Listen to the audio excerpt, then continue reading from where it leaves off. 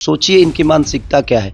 बेहतर चीज इनको नहीं शेयर करना है, इनको गलत चीजों को शेयर करना है, क्योंकि ये जातिगत कार्ड खेल के चाहते हैं कि खेसारी को डिस्टर्ब करे। अभी छोटे कुमार जो बीजेपी प्रत्याशी हैं, उन्होंने अपने आईडी वीडियो पोस्ट किया जिसमें गाली गलौज किया जा रहा है, बता दें कि आरजेडी के अकाउंट द्वारा किया गया है। और फिर देख लीजिए वीडियो में जंगल आ जाएगा। अब यही तो मैं भी समझ नहीं पा रहा हूँ कि प्रत्याशी लोग चुनाव जीतने के लिए इतने हद तक गिर सकते हैं कि अपने ही लोगों से वीडियो बनवा के और अपने ही आईडी पे शेयर करते हैं। तो सोचिए इनकी मानसिकता क्या है। बेहतर चीज इनको नहीं शेयर करना है, इनको गलत चीजों को शेयर करना है, क्योंकि ये जातिगत कार्ड खेल के चाहते हैं कि खेसारी को डिस्टर्ब करे। बट देखिए सबसे बड़ी चीज है कि मुझसे इससे फर्क नहीं पड़ता है। आज के लोग समझदार हैं इस बात को, क्योंकि देखिए अपने आईडी से एक प्रत्याशी होकर और इतने भड़काऊ चीजों को आप शेयर कर रहे हैं। वो खड़ा है चुनाव में कि खेसारी लाल यादव खड़ा है। कहीं ना कहीं देखिए छपरा की जनता मुझ पे विश्वास जता रही है। आज मैं कहाँ गया था, नैनी नैनी फकुली गया था, जहां पे सिक्का से तौला गया। सिक्का से नैनी फकुली में वहां सारे के सारे लोग राजपूत समाज के लोग हैं।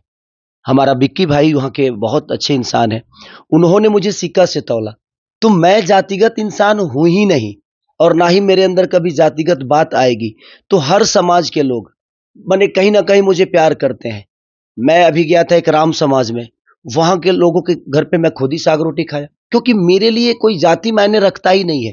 तो जो आदमी ये वीडियो बनाया है वो चुनाव तो लड़ नहीं रहा है, वो तो मैं लड़ रहा हूं। मुझे छपरा को कैसे बेहतर करना है ये मेरी सोच है, उसकी सोच तो है नहीं। अब आप उसकी सोच से मेरे सोच को करेंगे। मुझे चलाना है छपरा को, मुझे बेहतर बनाना है छपरा को, क्योंकि छपरा मेरा सपना है कि मेरा छपरा बेहतर हो। लेकिन लोग चुनाव जीतने के लिए किस हद तक जा रहे हैं।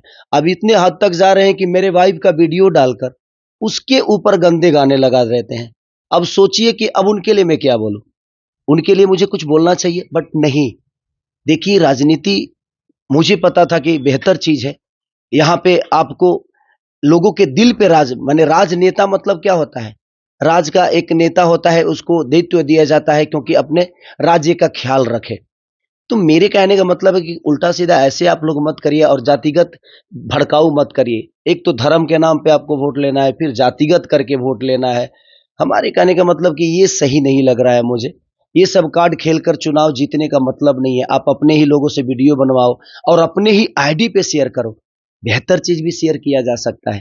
ये जातिगत ना मैं था, ना हूं, ना मैं रहूंगा। और आज के डेट में लोगों को पता है जो सच्चाई क्या है, क्योंकि सरकार में मैं हूं और मैं चुनाव लड़ रहा हूं। तो मेरा विचारधारा कैसा है, मेरा व्यक्तिगत कैसा है, ये लोगों को पता है।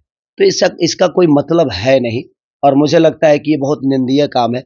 और मैं प्रशासन से रिक्वेस्ट करूंगा कि जो लोग भी ऐसे काम कर रहे हैं तो उन पे जो भी कार्रवाई हो सकती है आप भरपूर कार्रवाई करिए, और जो उनकी सजा होती है उनको दीजिए, क्योंकि ऐसे चीजों का बढ़ावा मैं ना दे सकता हूं और ना मेरे नेचर में है।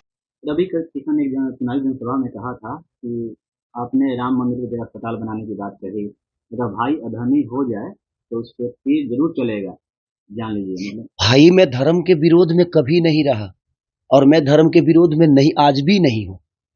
लेकिन लोग जो धर्म के नाम पे वोट मांगते हैं, जो धर्म के नाम पे लोगों को भड़काते हैं, मैं उनका विरोधी हूं। अब उनको लगता है कि मैं उनके सोच का विरोधी हूं तो मैं धर्म का विरोधी हो गया। मैंने राम के बारे में थोड़ी कुछ कहा। मैंने बोला कि भाई मंदिर जरूरी है, बट कॉलेज भी तो जरूरी है, शिक्षा भी तो जरूरी है, अस्पताल भी तो जरूरी है, लोगों के रोजी रोजगार भी तो जरूरी है। आप सिर्फ मंदिर मस्जिद बनाकर लोगों को कितना रोजगार दोगे आप। श्रद्धा दिल में होता है किसी भगवान के लिए, मंदिर में भगवान नहीं होता है, हमारे दिल में होता है, उत्पन्न होता है, तब हम मंदिर जाते हैं।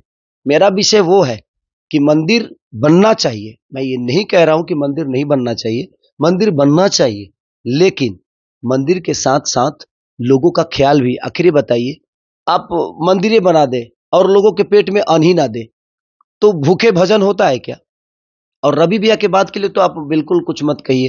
वो तो जीने के लिए कुछ बनाते नहीं है, वो तो मरने के लिए बनाते हैं।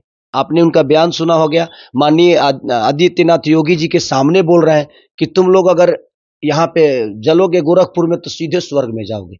तो वो जीते जी आपको कुछ नहीं देंगे। मरने के बाद का प्रोसीजर उनका जो है वो बहुत प्यारा होता है कि आपके चैन से जलने के लिए वो व्यवस्था करेंगे, आपके जीने के लिए वो कोई व्यवस्था आपको नहीं देंगे। वो कुछ भी बोल सकते हैं, वो महादेव है भाई और हम लोगों के बड़े भाई है और उनका विचारधारा अलग है। तो आपने सुना होगा ना, और उस पे आदित्यनाथ योगी जी हंस रहे हैं क्योंकि उनको भी लग रहा है कि ये जोकराई चल रहा है। कौन आदमी बताइए मरने के बाद ये सोचता है कि मैं जलूंगा तो गोरखपुर में जलूंगा तो स्वर्ग बन जाऊंगा। ऐसा तो नहीं कि वो स्वर्ग का सीढ़ी है, उन्होंने जलने के लिए वो चीता बनाया है कि स्वर्ग का सीढ़ी बना दिया है। रावण तो स्वर्ग का सीढ़ी बना नहीं पाया, लेकिन हमारे रवि भैया ने स्वर्ग की सीढ़ी गोरखपुर में बना दी है। अब जिसको जलना है आप उस स्वर्ग के सीढ़ी पे जाकर बैठो, आप जलोगे सीधे स्वर्ग में चले जाओगे। तो छोड़िए, वो बड़े भाई है भाई, वो कुछ भी बोल सकते हैं। पिछला विधानसभा में चिराग पासवान नीतीश कुमार के सामने विरोध में थे। इस बार नीतीश कुमार के घर गए हैं, खन्ना के प्रसाद खाएं, क्या कैसे देखते हैं आप इसे? बहुत अच्छी बात है।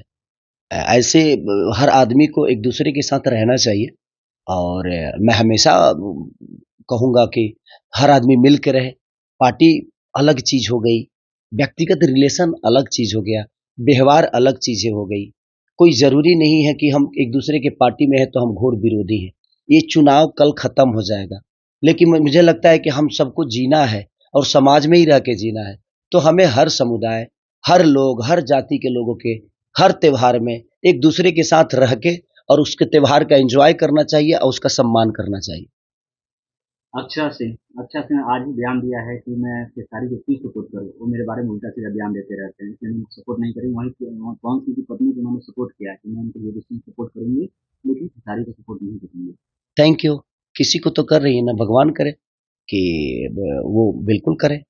मेरी भी शुभकामना है कि उनके सपोर्ट से कम उनको कुछ फायदा हो और वो बिल्कुल चुनाव जीते। पवन सिंह की पत्नी ने एक बयान में दिया है, एक न्यूज चैनल इंटरव्यू में बताया है कि वो आपसे बात की थी कि खेसारी भैया मेरे लिए एक दिन कम से कम टाइम निकाल के आ गया है। तो नहीं, अभी मेरी बात नहीं हुई है उनसे, ऐसे झूठ नहीं बोलूंगा। उनको उम्मीदवार बनने के बाद कभी मेरी इधर बात नहीं हुई है। मैंने उनसे बोला था कि चंदा अगर चुनाव लड़ेगी तो मैं व्यस्त इधर ही रहूंगा। अगर चाहे अगर हम चुनाव नहीं लड़ते हैं हमारे परिवार से कोई, या मैं, मेरा तो लड़ने का कोई इरादा था ही नहीं, लेकिन चीजें हो गई। बट मैं बोला था कि अगर चंदा लड़ेगी तो मैं आपके पास जरूर आऊंगा। तो मैं अभी अभी खुद ही परेशान हूँ, खुद ही भागना, यहाँ जाना वहां जाना, इनसे मिलना, क्योंकि बिल्कुल मेरे लिए नया चीज है और नया चीज में मुझे हर आदमी को जानना जरूरी है, हर समुदाय को जानना जरूरी है, हर सभा में जाना जरूरी है, हर लोगों से आशीर्वाद लेना जरूरी है। तो मैं खुद ही, आप देख ही रहे हैं, आप तो छपरा में पूरे हिंदुस्तान की मीडिया आके बैठी है, सब लोग देख रहे हैं कि मेरा शेड्यूल कितना बिजी है, कि मैं 3 बजे सुबह में आता हूँ, अभी आपको देख के फिर कहीं निकलना है। तो बहुत सारी चीजें हैं, बट प्रयास करूंगा कि टाइम निकाल के, अगर टाइम मिलता है तो उनके लिए जरूर हेल्प करूं। अभी कल आपने एक जनसभा में कहा था, चुनावी जनसभा में, कि मोदी जी छपरा आ रहे हैं, कभी नहीं आए थे। हम आपको बता दें कि 2 बार मोदी जी यहाँ आ चुके हैं। इसका वीडियो वायरल होने के बाद यहाँ के विधायक प्रेम गुप्ता ने कहा कि बैल बुद्धि को कौन समझाए, ये पढ़ाई जरूरी, इसलिए पढ़ाई जरूरी है। मोदी जी 2 बार सपना में आ चुके हैं, उनको कौन बताया? देखिए, पढ़ना जरूरी है, इस बात को मैं उनके बातों को नकार नहीं सकता। शिक्षा जरूरी है, लेकिन शिक्षा खुद के लिए जरूरी नहीं है, समाज के लिए भी जरूरी है। आप शिक्षा और पढ़ कर किए क्या? 10 साल तो आपको मिला छपरा, बट आज तक विधानसभा में आपने छपरा के लिए कोई बात कही है तो बता दीजिए। छपरा के लिए लड़े हैं तो बता दीजिए। छपरा के लोगों का प्रॉब्लम सॉल्व करने के लिए आपने कुछ किया है तो बता दीजिए। 10 साल में तो बच्चा बच्चा से आदमी बड़ा हो जाता है, 5वीं क्लास में चला जाता है 10 साल का बच्चा। लेकिन ये तो 1 क्लास तक, 1 क्लास लोग बोलते हैं ना, ये तो 3rd क्लास बना दिए छपरा को। तो देखिए, वो बुजुर्ग आदमी है, उनका सम्मान है मेरे नजर में। ठीक है, उनको लगता है कि बैल बुद्धि है, तो मैं बैल बुद्धि ही सही हूं, कम से कम छपरा के विकास के लिए सोच तो रहा हूं, छपरा के लोगों के लिए बेहतर करने की प्रयास तो कर रहा हूं। तो ठीक है, ये उनका विचारधारा है, वो सम्मानित है, उनके लिए कोई दिक्कत नहीं है। वो मुझे जो बोलना चाहते हैं बोल सकते हैं। मेरे विचारधारा में नहीं है कि मैं उनको कुछ गलत बोलूं, बाकी उनकी अपनी सोच।